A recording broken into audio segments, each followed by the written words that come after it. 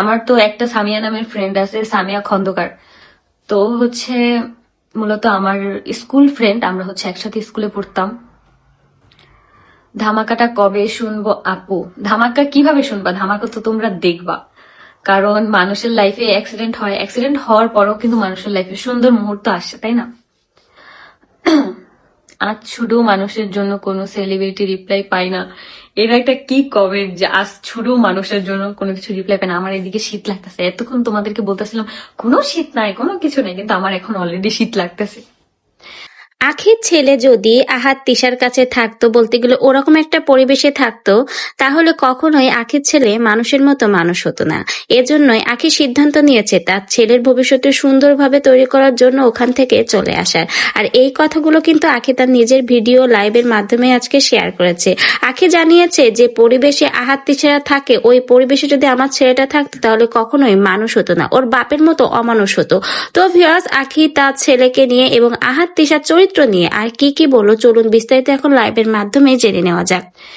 Dinner করছো? হ্যাঁ, আমি হচ্ছে একটু আগেই মানে ফ্রেশ হয়ে হচ্ছে ডিনার করে ফেলছি। হাই আপু, হ্যালো, কেমন আছো? আলহামদুলিল্লাহ ভালো, আলহামদুলিল্লাহ।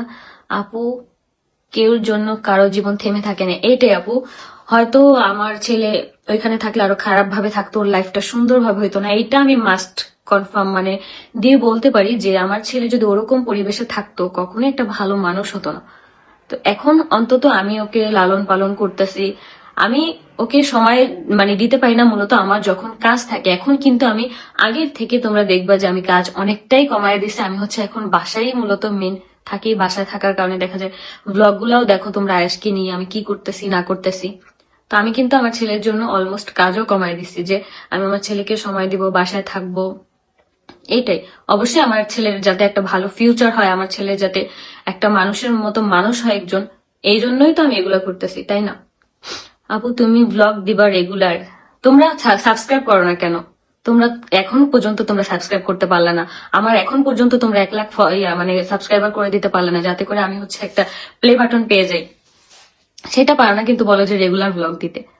আমিও থাকিস সাভার, কিন্তু কথা বলতে ইচ্ছে করে না। আপু, ভালো মানুষ হইলে অবশ্যই মানুষের সাথে কথা বলতে ইচ্ছে করে, মন চায়। আপু, তুমি কেমন আছো? তোমাকে অনেক পছন্দ করি। থ্যাংক ইউ আপু, অনেক অনেক দোয়ার ভালোবাসা রইলো। আমি আলহামদুলিল্লাহ অনেক ভালো আছি। তুমি কিভাবে নিজেকে স্ট্রং করলা, মুভ অন করলা, প্লিজ বলো। ইনবক্সে নক দাও, অবশ্যই আমি তোমাকে বলবো যে আমি কিভাবে স্ট্রং হয়েছি, মুভ অন করছি, সবকিছুই বলবো। সবকিছু তার ক্যামেরার সামনে বলা যায় না, বা অনেক কিছু, অনেক সিক্রেট ব্যাপার থাকে। সিক্রেট বলতে সব কষ্ট যদি আমি মানুষকে দেখায় দিই তাহলে আর কিভাবে হলো। কিছু কিছু জিনিস ভিতরে থাকাই ভালো, কিছু কিছু কষ্ট ভিতরে থাকাই ভালো। আজকে 5 বছর? কি 5 বছর? বুঝি না আপু, তুমি কি বলছো? আপু, তোমার সাথে মিট করতে চাই আমি। আপু, অবশ্যই হচ্ছে মিরপুর থাকলে দেখা হয়ে যাবে।